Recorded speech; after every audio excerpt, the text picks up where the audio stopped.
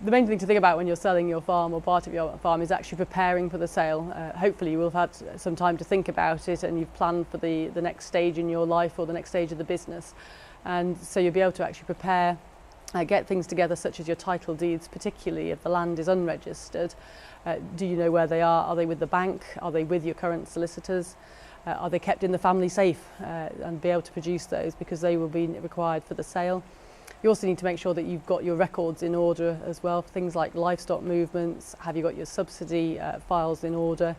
Other grants that you've claimed throughout your ownership, have you got that information to hand? Because a buyer taking on the requirements of your farm, its responsibilities, will want all of that information to move forward, and the time that they're buying the farm is the only time they can really obtain that information from you. If you're just selling part of your farm, one of the things to think about actually is how you are going to function with the remainder of the farm that you're not selling, and how the purchaser of the part of the farm is going to be able to operate independently once the sale has gone through. Things that we would normally look at are access rights, services, so you need to be fully aware of all the access points onto the farm and whether you will still need to retain the use of any of those access points if you sell off part of the farm. Services, do you know where all the cables and the pipes which are connected to your farm at present are? Do you still need to use those once the sale's gone through?